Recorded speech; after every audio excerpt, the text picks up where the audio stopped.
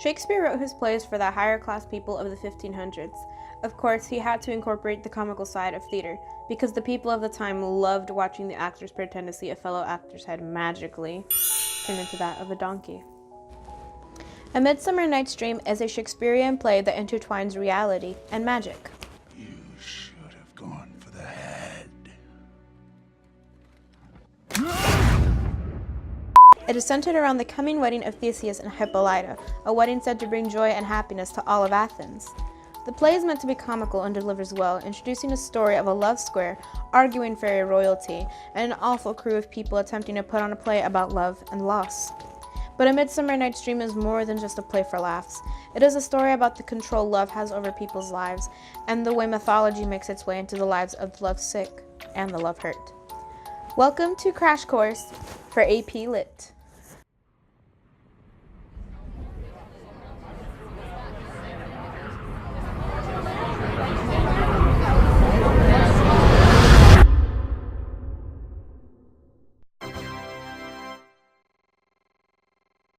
A Midsummer Night's Dream introduces Theseus and Hippolyta as the important characters, making a big deal about their coming wedding. Theseus must take care of royal duties, which include taking care of an angsty teen who doesn't want to listen to her father, because what angsty teen wants to marry the man their father wants them to love? Hermia, our local angsty teen, wants to marry Lysander, not Demetrius. Her choices are to marry Demetrius or become a nun. Of course, she didn't want to do either, so she runs off. Helena, Hermia's best friend, tells Demetrius what has happened, and they both run off to find them. Shakespeare seems to have a thing for young forbidden love, like in his play Romeo and Juliet. His apparent adoration for such love stories can also be seen in this play, where a play is being remade by Bottom and his awful crew of actors. The play is about Pyramus and Thisbe, two lovers who are separated by a wall. Weird how people think the answers to solving their problems are walls. But awesome how Shakespeare includes a story that was alluded by his own creation of Romeo and Juliet. A Midsummer Night's Dream doesn't just include the play of Pyramus and Thisbe for fun. They make the characters talk about the roles they play in the story. A crew of all men playing a man who kills himself, a woman who also kills herself, and a wall. Yeah, one of the actors plays as a wall. What is up with Shakespearean characters dying off? A Midsummer Night's Dream isn't even a tragedy. But A Midsummer Night's Dream includes the fact that one of the male crew members have to play as the female heroine Thisbe. We call her heroine because it's appropriate. He complains about it repeatedly, which, if you think about it, seems like Shakespeare is doing this to make fun of his actors, who would play as females and inanimate objects back in the 1500s. Imagine the 4 guys who had to reenact the love square. Yikes. Anyway, back to the topic. A Midsummer Night's Dream shows the overall idea that love can control anything and anyone. This is seen through the love square especially.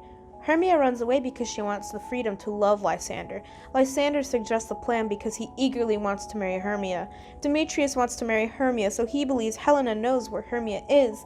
And Helena tells Demetrius that she apparently knows where Hermia is because she wants to win over Demetrius' love. This is some pretty wacky stuff. Later in the story, we are introduced to the king and queen of the fairies, arguing and parting ways temporarily because of this dispute. The king of the fairies loves his wife so much, but believes that she has crossed the line and wants to be petty about it. No, he won't try to ask some guy to hit on her. He's going to make a love potion that will make her love someone else. Someone being Bottom, whose head has morphed into that of a donkey. Ah, love. Isn't it beautiful?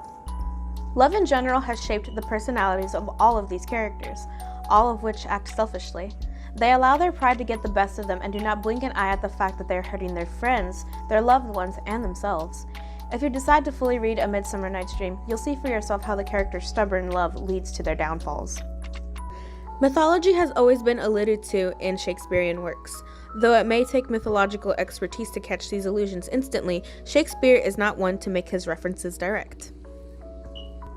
Helena, the heartbroken bestie for the resty, makes most of the mythological references, mostly those about Cupid and how he has struck her with an arrow that leaves her chasing the man of her dreams. Helena mentions Cupid's golden arrow various times, the very gold arrow that makes people fall in love when he shoots it at their butt. Helena blames Cupid for making her love Demetrius, the best arrow, making the love so strong that it will never stop. I swear to thee by Cupid's strongest bow, by his best arrow, with the golden head.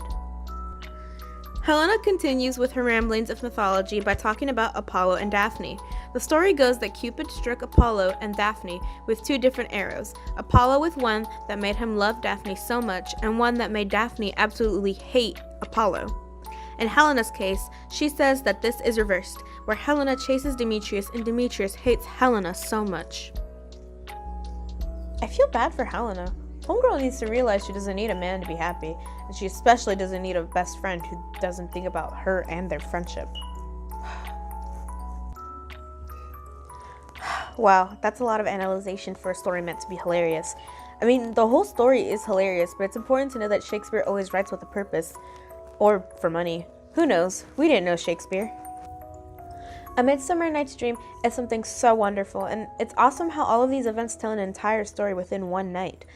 Don't worry, nobody dies, and the wedding goes as planned. Awful play and all. Bottom had a lot of explaining to do, and there was a hilarious apology at the end. I'll leave A Midsummer Night's Dream to explain itself for when you decide, if ever, to read it. I don't want to spoil this comical play for you.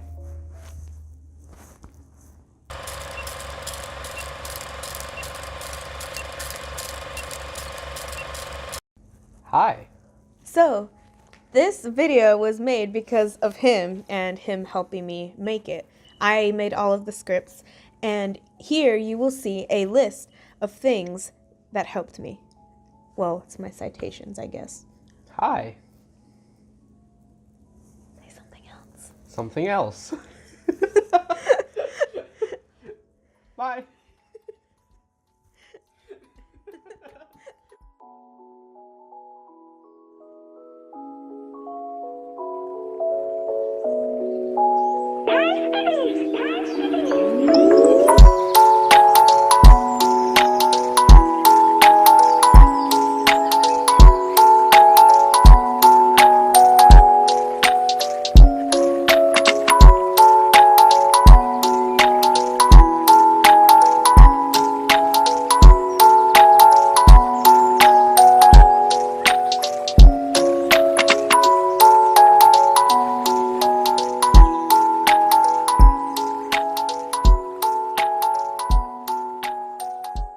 But it's important to know that Shakespeare always writes with a purpose. Oh, Mom! You did that in the middle of me talking.